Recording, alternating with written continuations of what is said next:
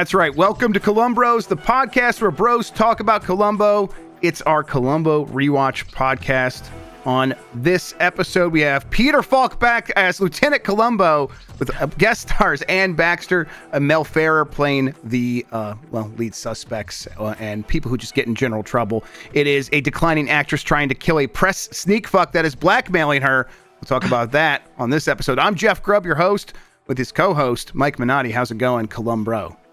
I am doing good. I'm excited to be back here talking about maybe my favorite TV show these days. Every time we watch one of these shows to get ready for this podcast, I'm always just like, man, Columbo is good. Yep, it was definitely like, oh man, I found a constant and a center. It was very nice to return to it, especially after a few weeks off. Things got busy there at the end of 2024, and we took some time, and it was like, okay, I'm glad we did that, but I'm also just glad to be back in here in this show. It is quite fantastic. And hey, you know what? Good episode. Good episode. Interesting episode. I actually like this one quite a lot. So I'm excited to talk about it. There's lots of kind of like fun little details and just interesting things about this one. Yeah, they try some things, right? I think they're trying some stuff in this one that is I was surprised by, kept me on my toes. It was fun to try to keep up with it for sure.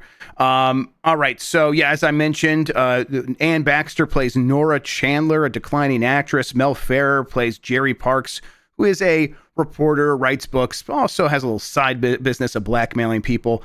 Pippa Scott plays Gene Davis, who's going to be our victim. And then there's some other people in there in the mix. We'll get into all of that. This was directed by Richard Keene, I'm going to say, and written by Jackson Gillis. It also has some fun tidbits we'll get into a little bit deeper as we get into the episode. But Mike, I'm ready to get into the synopsis. How about you? Let's Colum go. There it is, everybody. It's what he says every time. It's my catchphrase. We all remember that. This episode wastes no time, right? It just opens up with a blonde woman walking up with her back to the camera. She's holding a gun as she approaches a walk-in shower, and she starts blasting at a man in the shower through the glass door. Of course, this is not really our murder yet. This is just a movie set. The blonde turns around, kind of starts hamming it up with the crew. They're all loving it. And, you know, the crew starts breaking down the set. As she starts looking around, she starts calling for Gene. Gene doesn't seem to be on the set anymore. This blonde woman is Nora Chandler. She's going to be our main guest star this episode. That is, as she's calling for Gene, that is when another member of the production crew takes Nora outside to give her some bad news. Someone unwanted has arrived, and she could see that is obvious by an ostentatious blue sports car parked on the movie lot. She kind of shakes her head, asks the crew member Bob where they are. He points over to a bungalow, a studio house that's right there on the lot with everything else. Nora walks over there, over to the office to discover two people talking about how they are going to spend their evening celebrating that man's birthday. They're unaware of Nora. She's kind of walked in quietly. They're in the next room over, and they're talking loudly, making it pretty obvious, like, hey, they're together, but there's definitely still some secrecy happening here. Nora slams the door to kind of announce her presence before saying, Gene, where are you? Are you here? Again, giving the people inside enough time to untangle themselves from one another. They are, while they're making their plans for the evening, basically making out at the same time. Gene and the man, who is Jerry Parks, untangles. Gene and the man, they untangle themselves. Jerry explains he's in town to promote his new book. He had been in New York. Now he's back in LA to promote the book. But Nora could kind of tell that Jerry is there for a reason. So Nora sends Gene out to run some errands, basically to go tell the set what is going on. And then Gene leaves them and makes it sound like she is not currently dating Jerry. So this is when it's clear, like, okay, there's already some deception happening. She just says, we were just talking. We weren't like making our plans for the evening. This is just someone I'm kind of friendly with, but don't really know. With Gene gone, Nora asks, hey, Jerry, why are you really here? Jerry, who writes biographies, wants to know if she's still interested in him writing her biography. She says no, but Jerry has discovered something interesting and possibly incriminating about the accounting on her last picture she made in Italy. She didn't lose any money on that film, but the studio lost $2 million after the film bombed. This sends Nora running, but Jerry follows. He makes his threat clear. He's going to tell the top studio brass, who are in town at the moment, about how the has-been Nora Chandler outswindled them. Wouldn't they love that ammunition? And of course, Mike, she swings at him when he says has-been, right? That's the real soft spot, huh? Oh yeah. That's where she gets sword. That's where she gets shoot hot, as we like to say around here. And it is just in this scene, right, where I'm like, man, this Ann Baxter's a pretty good actress, right? Yeah, And it's like a meta level to it because she's an actress playing an actress, which is fun. But she's great. And I'm not super familiar with her, but she's won an Academy Award, right, for a movie that's kind of referenced quite a bit in this one. That I'll find, but she's also in the Ten Commandments, stuff like that. She's the granddaughter of Franklin Lloyd Wright, the architect, right? Which is pretty shocking and interesting there on its own, right? So yeah, just like in general, very good performance here. Frank Lloyd Wright, I forget if I said that right. And that movie that she won the Academy Award, a nomination for, was All About Eve. Excuse me, just a nomination. Yeah, I definitely had that feeling watching this of like, okay, I am not familiar with her, but I can tell she is a very highly talented actor, and it must be like rewarding at a certain point in your career to be like, I can always go do Columbo, and something about that is going to be timeless. It's well respected as a show even then. And it's like, boy, I hope she had a good idea of just how many years later someone like me was going to discover her through this show and begin to grow an appreciation for her, because she really does just crush it in this episode. Yeah, like I want to see All About Eve. She did win an Academy Award Best Supporting Actress for The Razor's Edge in 1946. So like, God, she's playing the aging actress in this, right? So yeah, her heyday was kind of in the 40s and 50s, but boy, gosh, she was in Alfred Hitchcock's I Confess. So, a really interesting filmography and career from Ann Baxter. It is fun kind of discovering these classic Hollywood actors through this show. Yeah, and it's also got to be, the last episode was Columbo hamming it up in London. A real goof fest. I loved it, of course, because I know what this show is now. I didn't have to worry about, oh my God, are they going off the rails? Have they jumped the shark? I know they're not going to do that. So for me, it's like, this is a fun diversion.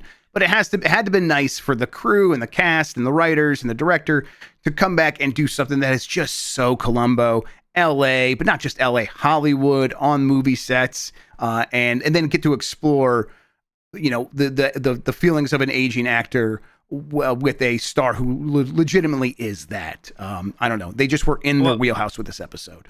Well, and maybe this is me just theorizing here, but that London episode is probably pretty expensive for some of the stuff shooting they were doing here. This one, they just filmed on the studio lot. And what's fun, Jeff, is the Universal Studios lot, which we just did a tour of when we were at this park not too long ago. And that included a look at the bungalows. That's, where a good portion of this show takes place in. We probably drove past that bungalow. So it was kind of neat.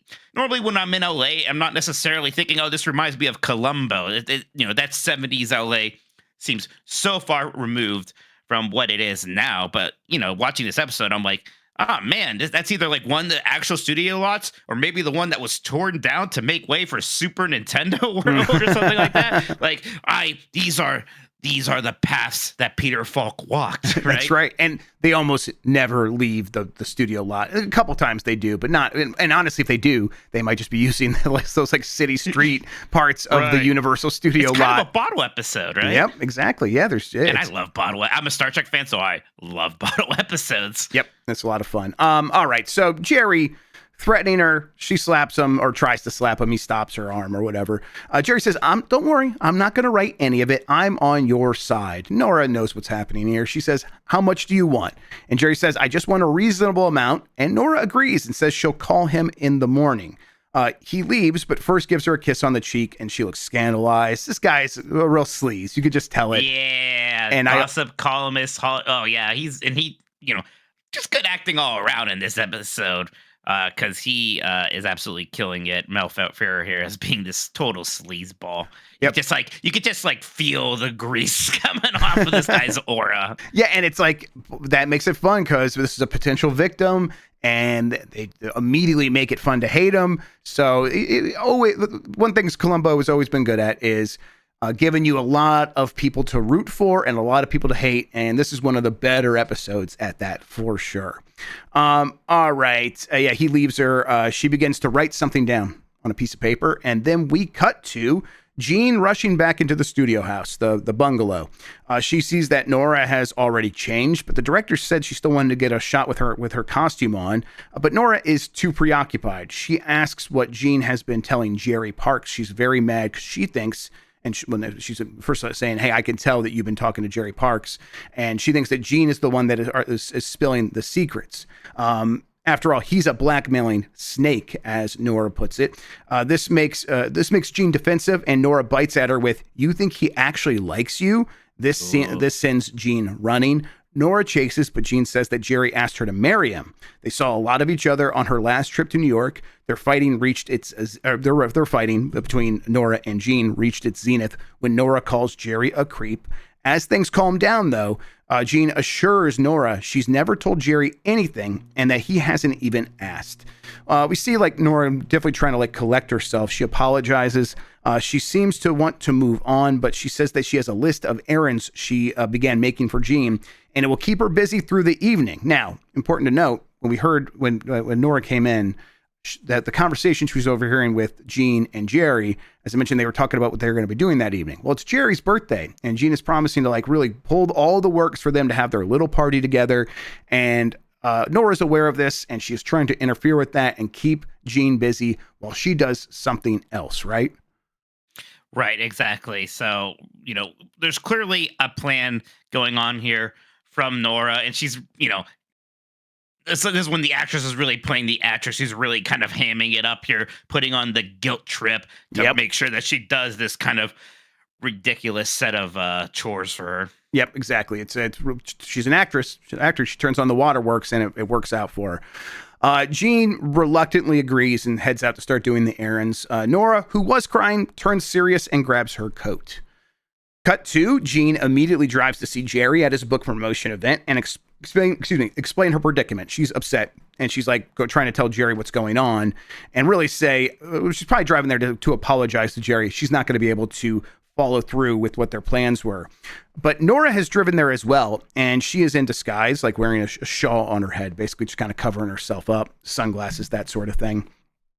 Nora runs to the window to see Jean complaining to Jerry and rushes back to her vehicle to drive off. Now, there's some kind of wipes here, like not traditional transitions from one scene to the other, where it's like, okay, what were they implying that maybe some time has passed, some other stuff was happening here? We're not really sure. But we do cut to Nora pouring gasoline on a driveway. She hears a horn, and it's Jerry's blue car pulling up. She rushes to finish making her trail of gasoline. The door to the blue car just begins to open, but Nora lights the gasoline. The fire spreads to the car, which explodes in an instant, likely killing Jerry. What do you think of all this? Is it that easy to get a car to explode? I mean, in the 70s, I think if the car even saw fire, I think it exploded. That's my understanding. Yeah. It really took Ralph Nader to fix all that, I think. Thanks, Ralph. Green Party forever. Gosh. Yeah. So, at this point, it looks like, okay, there's the murder, kind of traditional. And you get the idea, like she has all the reason in the world to want to kill this total sleazeball gossip columnist, and I don't want to say you're on her side, like, yeah, get him, but like, okay, yeah, sure, this guy seems to suck. You don't have proof of it yet, but we maybe even think that she's probably right in terms of him not really having feelings for Jean and just using her and things like that. So, she looks a little bit silly when she's like, incognito a little bit, right? Like, actually doing the murder. But yeah, there it is. Yeah, I definitely was like noticing some things in this scene. I was noticing, hey, they aren't showing us who's driving the car. And I think I got suspicious when I'm like, I can't, like, the one thing they would show us as the car was driving up were the hands. And I'm like, Those look like man hands, I think, but I'm not exactly sure. Either way, there is some deception happening from the show towards the viewer at this point. We'll find out exactly what that is all about here pretty soon. We're going to cut to a new scene. Nora is sitting at dinner with 3 other guests. She is holding hands with the man who recently bought the studio, Frank Simmons. The maitre d' comes to the table to say someone is here to see Nora rather urgently. It's an officer to tell her there was an accident, an explosion, in fact, at Jerry Parks' house. Nora looks shocked and upset, but she asks, like, why would you come to me? After all, she wasn't particularly friends with Jerry Parks. But as she's saying that, Jerry walks up, and Jerry and the officer tell her that Jean is actually the one who died. This causes Nora to faint. Dun, dun, dun. Exactly, yes. Not what she was expecting, at least as far as we could tell. Cut to Columbo pulls up to the studio. Here's our man about 10 minutes into the episode. Not quite as long as some other times where it's like maybe takes him 20 minutes to show up, right? Yeah, not a super long time to Columbo. And a really fun bit here, the kind of un-Columbo part, right? I like that opening with the fake murder that's being filmed. Yep. We introduced those 3 main characters pretty quickly, and we get a lot out of that right away. We get straight to the murder. We get a twist, which, even by Columbo standards is a twist. We don't, usually it's pretty cut and dry. We see the murderer, we see the intended victim, and we see them die. So yeah, there's some different things going on here. It's fun. Yep, absolutely. It feels like going back to the basics, but also in a very confident way where they can mess around with some stuff and put a new spin on a few of the familiar ideas in a way that I really appreciate.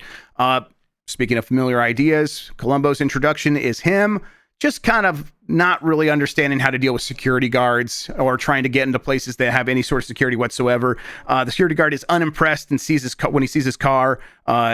He thinks that the car might be here for a stunt derby sequence that's being filmed later. He's like, "So you're here for the demolition derby?" Yeah, I love that. Exactly. It pops me every time Columbo arriving to a crime scene and they think like, what are you don't belong here, and also your car sucks. Yeah, exactly. You schlub, look at this schlubmobile. I love it. And Columbo's like, well, I mean, you saw my sticker, right? He's like, and then he looks over and the sticker had been peeled off of his windshield. Apparently it's a police sticker that identifies his vehicle as being from the LA Police Department.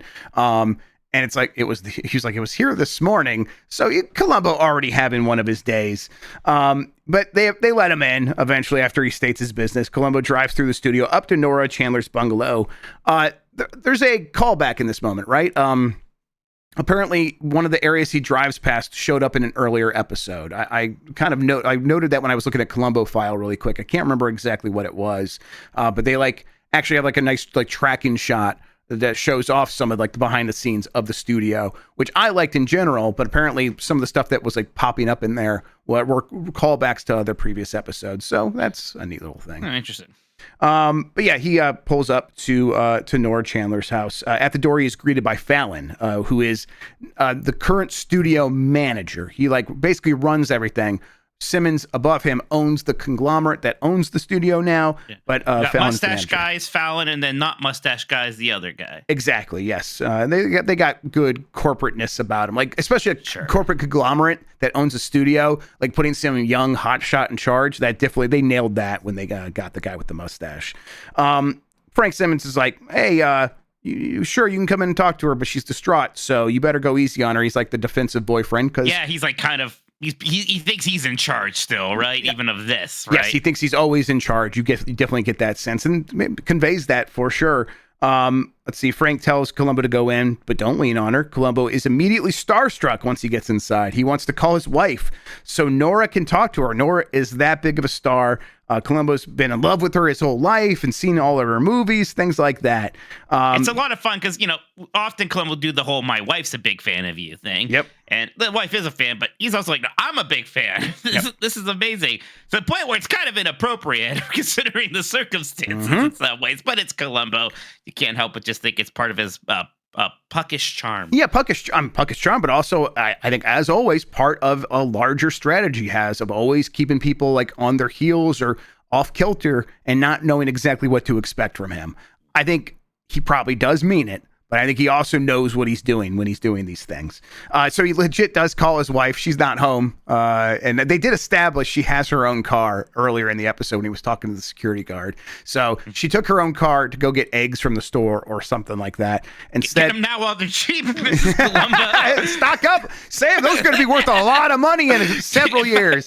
In fact, maybe you should let those ones hatch. Get your own chickens going. Good investment right there. And so he talks to his brother-in-law, George, who answered the phone and had him talk to Nora. It's a whole thing. You're right. It is definitely inappropriate, but it's very funny. Anyway, Columbo says that he's like, okay, I came to tell you that the arson squad is investigating the fire because a neighbor saw an explosion. This is like definitely, surprising news. Everyone's like, oh my God, what's going on there? She asks if the neighbor saw anything else. Columbo says nothing and begins asking Nora about her previous husband, Al Cumberland, who was the previous studio owner before he died. There are pictures of the couple together on the wall. Columbo notices that he was a relatively short man, Al Cumberland, almost about the same height as Nora. He also notices that he is a high-ranking Shriner. A phone call interrupts things, though. As always, it's for Columbo. Nora hands the phone over after getting a bit of a shock after realizing that Columbo's office is in the homicide division. Columbo tells the caller not to bother him, but he seems interested in the update he's getting. After a few more diversions, Columbo picks a flower from Nora's garden as a memento and comments on how impressive her garden is with its fountain, which Nora got as part of like a memento of her own when she worked on a movie. That fountain was in there. She wanted to bring that into her garden. But Nora tries to get things back on track and asks if anyone thinks Jean was murdered. A lot happening here. A lot of, as always, like a lot of information. How'd you feel about all this? You're right. It was a lot of information. It's funny because I've seen this episode twice now. That first time, it doesn't seem like anything really important is happening here, even though there are so many things that are going on. And you're reminded, like, okay, most of these are maybe red herrings. The kind of fun spoiler alert here is almost everything is important that he's noticing. Exactly. Here. Almost all comes into play later. Yep. And that I think they don't always do that, right? You're right. They are happy to use red herrings a lot of the time. So that makes it, I think, maybe extra rewarding when we occasionally get an episode like this where it's like, paying attention to all of it. If you were doing that, that could feel extra rewarding. So, good move on the show's part there. All right. So notices he's a Shriner. Columbo doesn't answer again when she asks about, hey, does anyone think Jean was murdered? But he does ask Nora to accompany him back to police headquarters. Another officer tells Columbo that Jean and Jerry swapped cars because she had a flat tire. This is back at police headquarters. She was supposed to take his car home to get their little party ready. Nora said that Jerry must be lying because Jean barely knew Jerry. We know that she knows that's not true. Columbo says that the story checked out. Nora puts on the waterworks and says that if she had only known what would happen, she wouldn't have sent her on those errands and everything would have been fine. Columbo tells her that she should see now why they need to find someone who would want Jerry dead, because the only reason Jean is dead is that someone made a terrible mistake. Cue to commercial. That's right. All right, so now Columbo's really going to get things going here. We're going to cut to Columbo at Jerry Park's house as the investigation continues. He explains to Jerry how they know it is likely an arson case. Jerry already is like, I'm not interested in any of this. So someone tried to kill me. Happens to everybody. Let's just get this. He seems bizarrely uninterested. Yeah, it's like suspiciously interested. Yeah, personally. Yeah, like it's like, and like, we have a decent idea of why he's trying to get this stuff out of his hair. But like, you would think you would at least like pretend to be interested in someone who wanted to kill you, but he's trying to move it along. Jerry doesn't know who would want him dead, at least he claims. Before he leaves, Columbo asks to use Jerry's phone, though, inside his house. But as he's dialing, he hangs up the phone before the connection is made because he sees some signed celebrity photos on the wall. He asks Jerry how he does his reporting. For example, does he get close to somebody's employee? Jerry sees where Columbo is going with this, suggesting that maybe Columbo is wondering if Jerry was getting gossip about Nora by getting close to Jean. Jerry protests that he was simply fond of Jean. Columbo says he was really just wondering if Jerry has a file on Nora, which he clearly does. There's a large thing on the filing cabinet that says Chandler, which is her last name. This leads us to hearing some more details about Nora's past. She had secret fights with her previous husband. He had a notorious casting couch, and even Columbo knows what that term meant. Then after a fight, he died during a drunken accident in Malibu. But this is old news. Everybody knew it. Columbos heard this story before. It was in all the papers. It was in all the police reports. And so Jerry's like, I don't have anything new on her. And Columbo is relieved to hear that Nora doesn't have any new scandals, despite her name being prominent on Jerry's filing cabinet. At this point, what were you thinking? I'm like, oh, there's a lot more going on with Nora Chandler than I realized. Right, yeah, it's kind of interesting to get that backstory because we don't know too much about that husband aside from the fact that he was short and dead before this. The kind of most fun thing here is like, it was kind of obvious that Columbo didn't really need to make a phone call, that he just wanted to get in the office. And like, he even just makes it obvious himself. He's at the end, he's basically like, yeah, I forget what he says, but he's like, forget that phone call. Who cares about that? He was like, I was just going to call my wife and she's probably not home anyway or something like that. Something like that. Okay. Yep, it's pretty good. There's a few more things here. Let's see. Columbo's like, hey, we need to find the murderer. And then Jerry's like, well, I'm not too worried about it because whoever he is, he must be scared to death because he missed, right? And now maybe not though, Jerry, yeah, all the cops are involved, so of course he's not going to try again. And Columbo's like, why do you keep saying he? And Jerry says it's natural, right? You say murderer, and my mind just naturally imagines a man. And then Columbo's like, okay, you know what? Good point. Kind of how like, and right before this, there was a call on the phone. Jerry picks it up and says wrong number and was very polite to the person. Turns out that was Nora calling. And it was Nora calling because she told Jerry, I would call you to discuss, like settling this thing. And now you think I've tried to kill you and I missed. And so let's just settle this thing and move on. But he doesn't want to have that conversation with Columbo present. So he's very polite, but says you have the wrong number. And Columbo notices this. So when he says, hey, why you keep saying a man? And then he agrees with him. Like, okay, yeah, sure. You say murderer, and then you say man because you're imagining a man. Well, kind of like how you answered the phone there, and I could tell you're talking to a woman because when it's a man, I'm like, sorry, wrong number, and I hang up. But when it's a lady, I'm maybe a little bit more polite, kind of like you just were. And you can see in Jerry's eyes right here when this is happening, he's like, oh, I'm once again realizing I'm dealing with someone formidable, or more formidable than I realized. Right. It's also, when he says the whole, how do you keep saying man, talking about the murder thing, it's our first hint that Columbo maybe even already suspects Nora a little bit because he's been pretty chummy and nice to her at this point. Exactly, yeah, which, we see a lot of, so it's like, okay, he's being chummy with this character. Is that part of putting her off kilter, like we were mentioning? But now this really confirms it's like, okay, he's got some plans in motion himself. All right, as Columbo leaves, Jerry immediately picks up the phone and calls Nora and sets up a rendezvous with her. So we cut to that meeting. Nora pulls up to the club. We do see Columbo immediately showing up as well, right behind her, and he's surprised to see Nora's car. Nora and Jerry, before Columbo can really see what's going on, sneak off to some sidewalk to talk over to the side of the building that they're at. Jerry now wants 10 times what he wanted before because she tried to kill him and missed, and he now can use that against her as well. But Nora has copies of letters that Jerry sent to Jean that revealed he borrowed a lot of money from Jean. Money maybe he wouldn't want to pay back. It wouldn't have to if she were dead. And maybe she caught on to him only wanting her for her money and connections to Nora. So she's got some ammunition as well, and Jerry acts offended at this. He's like, how could you do this? The blackmailer's getting very upset. He's getting blackmailed now. Right. It's a very fun scene because he goes into it feeling completely in control, and then he gets really off kilter when suddenly he's on the defensive. Yep. But, the point is, it's like, hey, we have a stalemate here. We both have stuff we can use against one another. But it shows that, like, also the things they have are kind of equivalent, right? You tried to kill me, and I can maybe make people think you tried to kill Jean. So there's things in motion here, but they're equivalent in terms of our level of blackmail that we have. Anyway, Columbo is there. So they are about to leave with their stalemate when he arrives and sees them both. Officers have told him that Jerry had left very quickly after Columbo's visit, so he came to see what Jerry was doing, because Jerry was trying to imply he was busy and needed to write. And Jerry's like, you know what? I changed my mind. I just kind of want to come here and do some stuff. And then I just happened to run into Nora, and we just happened to have a conversation about Jean. It's not that big a deal. And Columbo said, well, I just thought you disliked each other. But they said, hey, it's show business. It's complicated. Don't worry about it. Columbo says that another neighbor saw a car speeding away, and this case is looking more likely that someone was intending to harm Jerry specifically.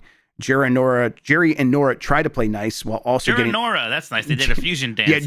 Yeah, huh? Yes, Jerry and Nori. They try to do some stealth jabs while pretending to play nice in front of Columbo, although they're not very stealthy. No, it's great. Yeah, they're both just like, you suck. It's like, this is just how people are in show business, Columbo. Yes, exactly.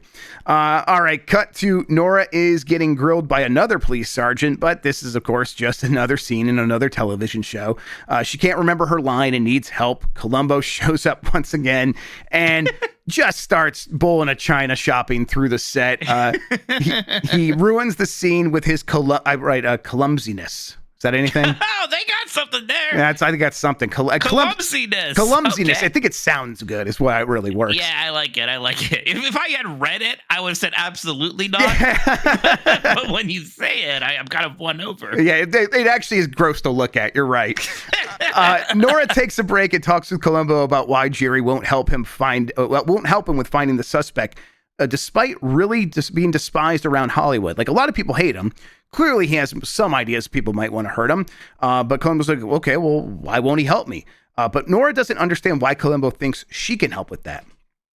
Columbo says, unless it's possible he's a blackmailer, do you think that's a possibility? A lot of people won't talk about him. Columbo wonders if it's because he has something on them and asks, Nora what she thinks, implying, does he have something on you? And do you think that this is kind of, and then would that be a motivation, of course, and trying to like suss that out? I think Columbo is genuinely kind of lost here and is poking and prodding at everything, trying to seek what might shake loose, right? Yeah, exactly. Like, there's a lot of stuff here that is fishy and interesting, but doesn't have much to go on at the moment, but guesswork.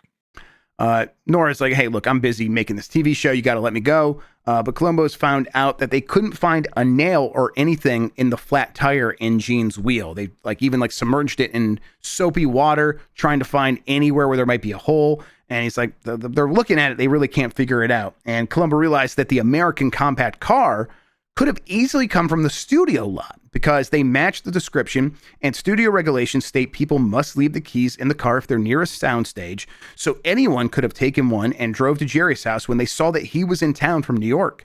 But Nora really has to return to the set. She asks for makeup, and the artist notes that she's perspiring. And Nora also asks her stage assistant to get her a drink. Columbo asks that man about it and says, she doesn't really drink that often. She only takes drinks on set when under pressure, and really that's the only time she drinks. Columbo sees Fallon, the studio currently like the manager, right, the executive, and asks to talk to him. Nora notices this and asks her assistant to do something for her. We're going to cut to the conversation between Columbo and Fallon talking outside of the soundstage. We get a lot of info here. This is like a pretty important conversation. Nora's bungalow is the last remaining piece of property she has after inheriting a huge piece of the studio from her dead husband, the one that died 12 years previously, that was the owner of the studio. She invested all of her money into her own films in the time since then, and all of those have bombed one right after the other, which is why she doesn't have any money left. But no matter what the studio offers her, she won't sell her prime piece of real estate, and this is holding up the development of the studio as it attempts to figure out new ways to make money. Basically, they're like, we want to take that bungalow from her, make new sound stages, divide up some of this land between other development companies like production houses, and we can't do that until we get that, and no matter what we've offered her, she will not sell. And Columbo's like, maybe it's probably sentimental, right? She lived there. And Fallon just makes it clear. He's like, I don't give a shit what it is. We're going to try to go after it. In fact, I have lawyers working constantly to find ways to get her off of that property. I'm like, oh, okay. Something much more is happening here once we got all this. I'm like, they would not spend time on any of this unless it was important. But I was still like not really sure what any of it really meant. Like, how about you? Yeah, that's the best kind of like clue. It's important. You have no idea why it's important. Exactly. And so it just kind of got me super re-engaged with what was happening. I'm like, okay, time to like lean in and try to really keep up with this episode. All right, so we're going to cut to Columbo talking to the prop master now. He's impressed by how they catalog all their props. Like, he's literally just in the prop room on the Universal Studio lot. And it was fun to see that. And they're just like bringing stuff out.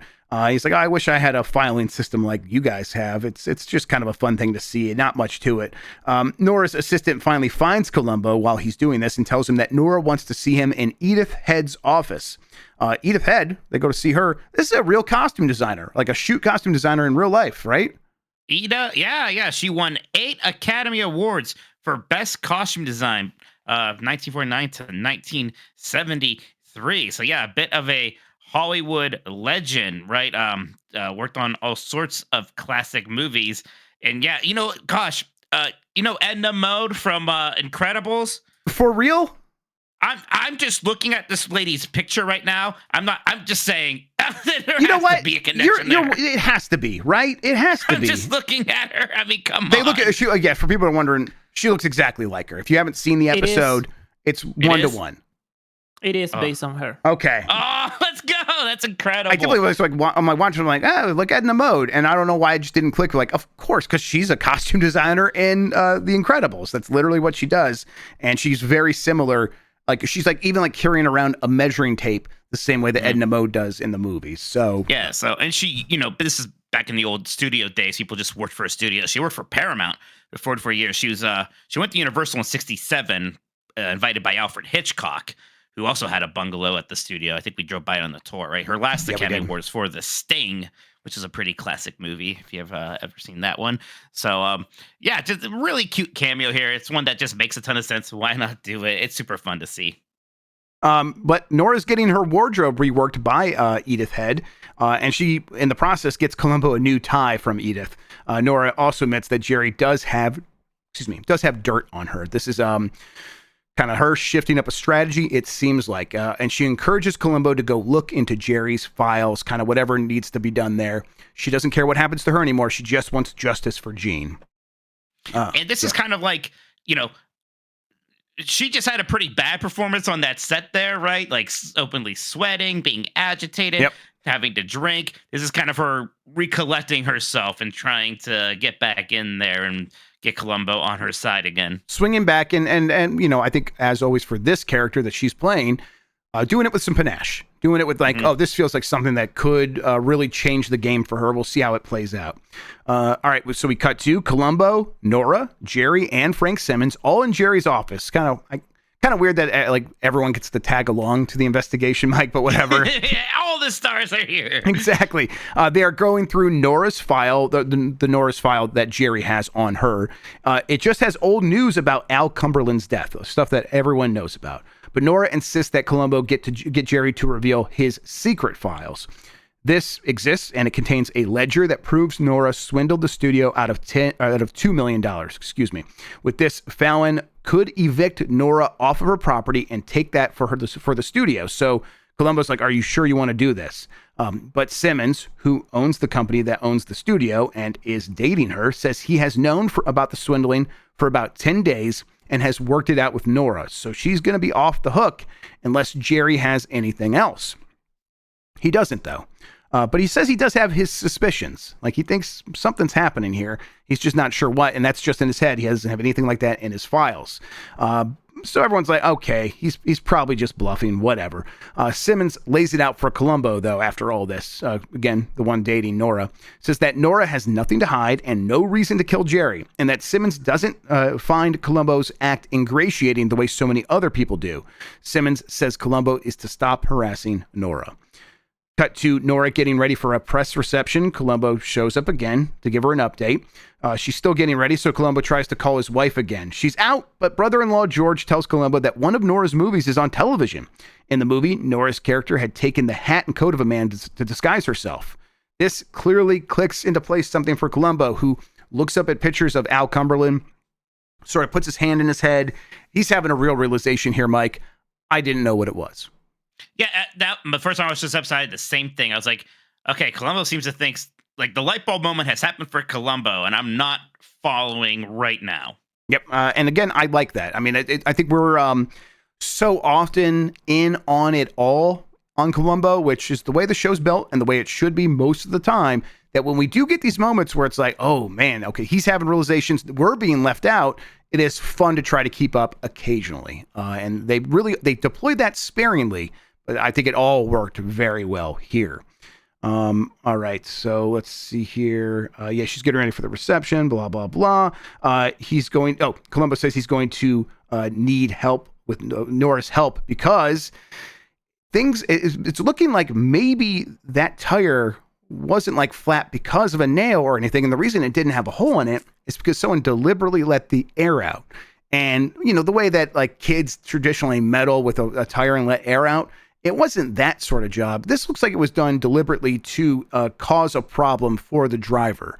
And so this shifts things from Columbo's point of view. He thought, okay, Gene took Jerry's car because of an accident where the tire just went flat on its own accord. Something weird happened. And so whoever was trying to kill someone was trying to kill Jerry and accidentally killed Gene. But if the tire was let out of or the air was let out of the tire at the bookstore, someone knew she was there talking to Jerry and would likely take Jerry's car. So maybe they were actually trying to kill Gene in the first place. And this is Columbo saying, I'm going to have to start all over and I'm going to need your help because, who would try to kill Gene? Yeah, and this is an interesting moment because, we have some clues like, we don't know why she did make that tire flat, but still she seemed to have a motive for killing Jerry and not one for killing Gene. So up to this moment, I was also working under the impression like, okay, yeah, she meant to kill Jerry and accidentally killed Gene. But when Columbo puts it out like this, like, oh no, maybe that's not the case. Maybe that's why they were being kind of coy about it. She always wanted to kill Gene. Yeah, it's definitely keeping me on my toes. And I think it like really gets sent home when you see the way Nora reacts, and she's like so insistent that it still must be a mistake, but she's looking like the nervous version of herself that we've seen a couple times when we can tell that she's been lying. So yeah, there's definitely something more happening here. It also paints her a bit more differently, right? Because again, Jerry's this sleazeball. You shouldn't kill people. That's one thing. But Gene, seems like this assistant of hers for 19 years, seems kind of downtrodden, almost a little pathetic in some ways, right? So the idea that like she would kill her, it's like, why are you doing that? That seems horrible. And you see that on Columbo's face a little bit at the end of the scene. He is disappointed in her. Yes. I wrote that down too. Like after this scene, there is kind of that moment where like Columbo knows at this point, if he wasn't sure before, now he is, and you can literally see that like, dang, this sucks. I kind of like this person. I was a fan, and she is a cold-blooded murderer. Now I get to say it. Cut to the chase. Nora's shooting a police chase on a soundstage. She finishes the shot, and Simmons asks her if she wants to meet the studio stockholders. All those people that own the studio are in town, as we mentioned earlier. She says she needs to do a wardrobe change first, but she'll meet with them all later, no problem. So this cuts us to Jerry is leaving the bookstore he was at the beginning of the episode, where he met up with Gene. Nora, though, is waiting for him and she's going to run him over with her car. She's once again in her Shaw, and we just get to see her drive right at him. He looks over, and then we get one of those weird screen wipes again at this point that kind of just like obfuscates exactly what happened. Let's see here. Yes. So this leads to Columbo showing up to see what's going on, to investigate the scene. The officer tells him that Jerry wasn't hurt. It was just a few scratches the car completely missed. He's getting checked up on, though. This sends Columbo into deep thought, and then he immediately turns around and begins asking, is anyone a Shriner? Mike, I would be willing to wager that in the history of television, this is the most times anyone or any like scene has contained the word Shriner in a 30-second period. They say Shriner so much, it's crazy. He's finally saying, well, just know a Shriner. Yeah, exactly. Right? Oh, God. He does eventually find one. Yeah. So, and like, as we mentioned earlier, over there's a Shriner. Like, he noticed Al Cumberland was a Shriner, like when he was looking at the pictures. We talked about that earlier. That's why it's important. It was like one of 15 things that happened in that scene. So it's like you'd be forgiven for forgetting. Yes, forgetting or not thinking it was important. Like, as I was writing my notes the first time, definitely didn't write it down. It was one of the things I didn't. But It's the only other time that's been mentioned, but it's been sticking with Columbo. He finds someone that is a Shriner. The scene ends, though. So then we cut to Columbo burst into the soundstage again and interrupts the rear projection driving scene. They're shooting it from a different angle now. He tells Nora that someone tried to run over Jerry. He's not dead, but he has a concussion and hasn't been able to talk yet.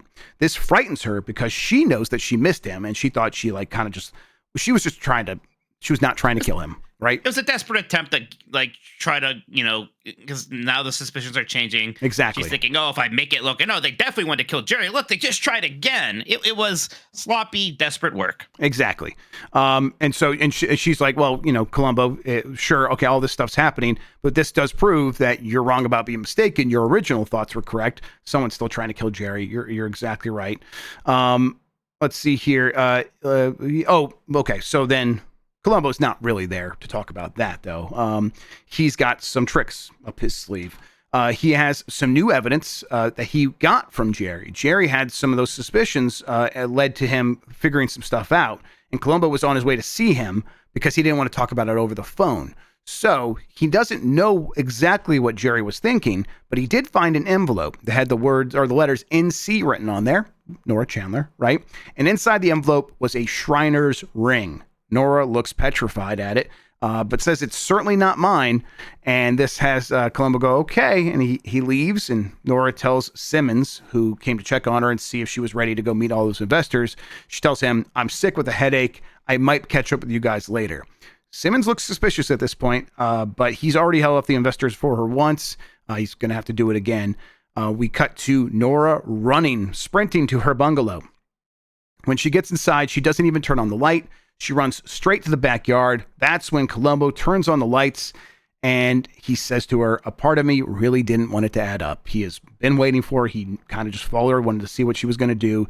He takes out his notepad and says, look, here's what it is. I know you killed Gene Davis.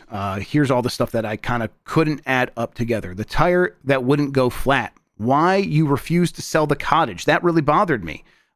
You let the air out of her tire. You stayed to see her get into Park's car, and then you killed her. The why of it, though, that was always very difficult to figure out.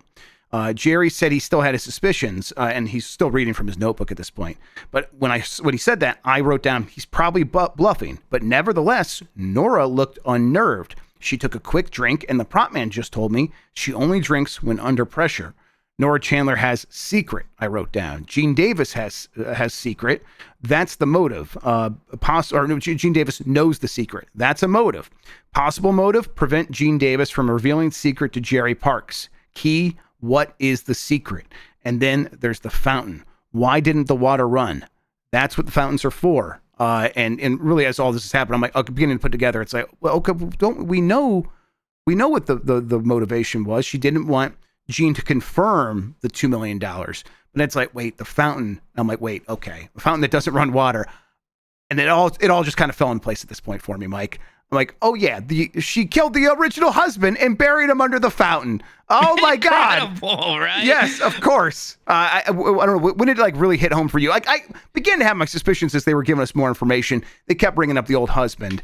Sure, but I'm like, oh, I didn't realize Gene knew. That's what they were hiding from us. I think you got ahead of it before me. I think I wasn't there until Columbus spelled it out. I loved him going through his notes, just kind of reading it. Yes, this is a very good scene. It was a great confrontation, a great way to do that. We've seen Columbo kind of play this game before of kind of fibbing a little, throwing something out there just to see how the person reacts. Like I said, there's so many different things that are now coming all together, that Shriner's ring, but yeah, the fountain. And I love, because there's always the one thing that Columbo notices being off, and he says it here, the very first thing that was weird is that fountain doesn't have the running water. He even said at times, I just assumed, everybody likes the sound of running water. She's like, well, I don't. He's like, that's what I thought at first too, but not really, huh? Yep. So when she says that, he's like, yeah, I talked to the property department manager, and there's a number on this fountain, and I kind of just looked up the history of this specific fountain that you bought. I have the date that you ordered it, and it was the literal day after your husband went missing. And so you had it installed and had it put on your property, and you couldn't have it, couldn't have water run out to it because that would require someone to dig up the lawn to run the water pipe out there. And if they did that, they would find the body, wouldn't they? And at that point, she is like, oh shit. Yeah, okay. He's figured it out. And she breaks down and basically just kind of says, yeah. And I this is the thing I really didn't want Gene to tell Jerry Parks, because if they were going to get married, it's like there's always a chance that could slip out. And you begin to like really see how this plot works, right? She was trying to, like, she was okay with someone like kind of looking like a messy death and an accident. She wanted people to think it was an accident, because really, if it's like, okay, I'm just trying to cover up the $2 million, that's fine. Of course, she didn't want anyone to find out that she murdered Gene, but she's like, if it's messy enough, it just looks like, okay, no one looks deeper than that. But if someone looks any deeper, they will discover I killed my husband, and that needs to stop here, right? Right. And then, the other kind of interesting thing here, and that was like the other thing that I was always confused about for a while. Like, why does it matter that she dressed like a man in that one movie? And it's like, well, everybody thinks that he died, like, out on a boat somewhere, some accident, because she put on his clothes and they're the same height. So people thought that they saw him rowing out or whatever one evening. So everyone assumed he died somewhere out there. But yeah, and as Columbo points out, when I saw the pictures, you guys are about the same height. So people could have easily thought it was him if it was actually you. And she says it was. She killed him in a fight after beginning to care about the relationship. She originally married him to improve her career, right? She was, just trying to be one of the people on the casting couch that actually married him. But she began to care about the career, and he started bringing starlets home from his casting couch, and that really hurt him. One night, he went too far and brought a starlet home to the actual house, the actual bungalow that she was in. She got in a major fight with him, hit him over the head with a bottle. He died. She panicked. She buried him in the yard. Next day, she orders a fountain, has it put over there so no one will ever find it. And it's like, it's again, she should have killed that anybody, but it's like, okay, that's like a sympathetic thing, and then it escalates to this just brutal, ruthless murder of this poor woman that worked for her for years as a confidant and everything else. Yep. She's like, yep, I killed Gene because she knew, and I didn't trust her. And even though she already kept the secret for 12 years, right? Mm-hmm. So that's, you're right, brutal is the way to put it. She does the thing a lot of, of the suspects do in the show. She goes and gets her coat and goes happily along with Columbo. Part of me is like, maybe this is the one that will just like lash out, be like, I've already come this far, but no, that's not Columbo. That's not how that show will ever work, right? All right, and even before that, she offers him a drink. And usually when Columbo's offered a drink at any point in the show, he'll say no. He took this one, right? Yep. Yeah, that's interesting. Because I think he's genuinely hurt by this, because he really, really did love Nora Chandler. Was an actual fan. For as much as he's trying to set these people off balance, he really did mean all those things he said. He really did want his wife to talk to her, all that stuff. So, yeah. What'd you think overall, Mike? I really like this episode, actually, Jeff. I think, doing an episode set in Hollywood, it seems like such an easy choice for a show filmed in Hollywood, of course. But they have a lot of fun with it. And I think so much of it is actually Ann Baxter just doing an incredible job as the killer. Her, maybe one of my favorites. There's a lot of layers to this. At first, it seems relatively simple. I like that we didn't actually totally know what was happening here. We don't always need to have some twist on that formula, but it was fun to be led in one direction. Oh, she meant to kill this guy. And it's like, no, she killed who she wanted to kill. And then the question is, well, why did she want to kill her? Exactly. Yeah, I think I think the show's always done a good job of finding ways to keep the viewer engaged. But I think this is maybe some of the best it's ever done at that.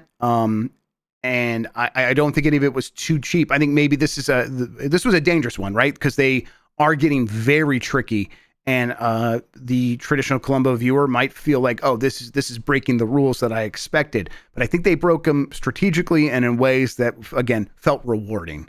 So, and truthful to what Columbo should be whenever it's like at its best. So yeah, really, really enjoyed this episode. All right, we have a Killer Hall of Fame, and as we did, so the first season, what we did was we were gonna have 3, and we'll just see if the new one knocks anybody off and joins that 3. We do have 3 now for the second season. We have Paul Hanlon from The Most Crucial Game, Jarvis Goodland from The Greenhouse Jungle, and Lillian Stanhope and Nick Frame from Dagger in the Mind. And now we have Nora Chandler from Requiem for a Falling Starlet, Fallen Star, something like that. For Fallen Star. Yes, Fallen Star. Yes. Okay. I think she might probably has the juice to get up there. I think she might be my favorite killer so far this season. Yeah. I like her a lot. Very sympathetic, which I do like in my Columbo killers. God, just an incredible performance. And a kill that had a lot of interesting moving parts, but also felt very human and like, I don't know, understandable from like, okay, while it's complicated and convoluted, I could see how one thing always led to the other. Yeah, exactly. That performance is that there's a great chemistry with Peter Falk. I think, even though it's not one that has a lot of contention really until right up till the end. They kind of do play nice for a lot of it, but it's still a really fun dynamic. So yeah, I think she easily gets up there for me. And then I think Paul Hanlon stays in for the most crucial game. Yeah, I agree. Paul Hanlon is just my prototypical, just like kind of murder I expect to see on exactly. Columbo. Plus, the scene where he's leaving the murder scene in the ice cream truck and just eating an ice cream cone is one of the all-time great moments. All-star moment. Absolutely. God, that's such good stuff. It's incredible. So, Jarvis Goodland from Greenhouse Jungle was fun. Nothing too crazy there. Lillian and Nick from Dagger in the Mind. They're a bunch of goobers in a way that's maybe entertaining. Maybe they stick around a bit longer than Jarvis. That's probably how I feel. Yeah. I like. Look. Yeah. Go ahead. The next episode is going to be a big one, so they're both going to not make it to the end. That's right. So let's get rid of Jarvis for now. That's a very good point, and we'll talk about why that's going to be the case. We'll hint at it here in a second. We also have our ranking of episodes. Where are you kind of thinking for like where this is going to end up? Gosh, it's funny because I'm looking at like Columbo Files, some other people, and they have it maybe more in the middle of the pack, and like viewer rankings is even lower. I like this one a lot, Jeff. I think it's interesting. I think it's one of the better casts. I like all the Hollywood stuff going on with it. It's certainly in the upper half for me. So here's our rankings right now. I'll say for listeners from top to bottom every episode. Suitable for framing. That's number one. We're going down from, and that's the one. Suitable that's the one with Dale Kingston. Yes, that's right. Yes. Suitable for framing, Murder by the Book, Etude in Black, The Most Crucial Game, Lady in Waiting, Blueprint for Murder, The Greenhouse Jungle, Death Lends a Hand, Dagger of the Mind, Short Fuse, and Dead Weight. I certainly like it more than The Most Crucial Game, I think. Yes, I'm like, that's the range where I'm at. I'm like, is it Etude in Black, which is our number 3? I don't, it's not as good as Murder by the Book. No. Right. Which is, again, that's the first episode of the TV show, the Steven Spielberg episode. So it's like, okay, above or below Etude in Black. That's the one with the pianist, which that was pretty good. I like this one more than Etude in Black, personally. Yeah, I think this is. I honestly think they're even kind of similar in like how I feel about them, like from a structural point of view. But I think this one pulls it off, like I think with a little bit more panache. I really do. So yeah, let's put it above there. Okay. All right. Excellent. That's number 3. So kind of surprisingly high for this. I'm not sure if everyone else would agree with us, but this is the second time I've seen it.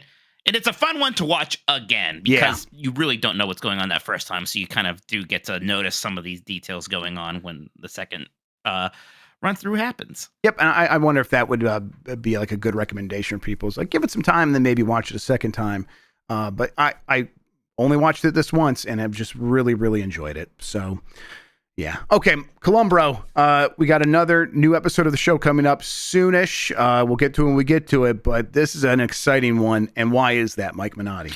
Because the next episode is A Stitch in Crime with guest star Leonard Nimoy as a murderous surgeon.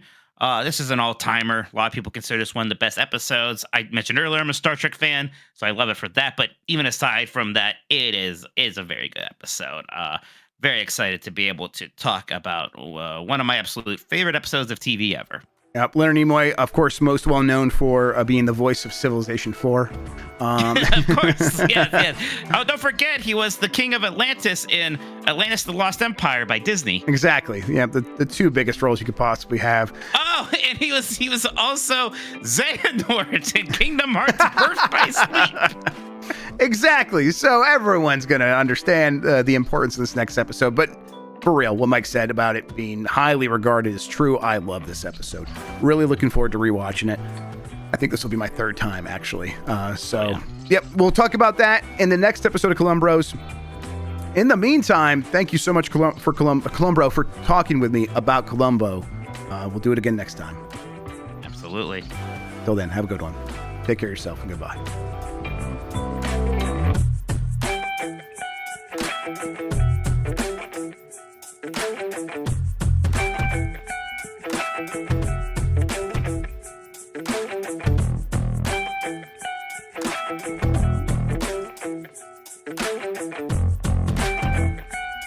Thank you.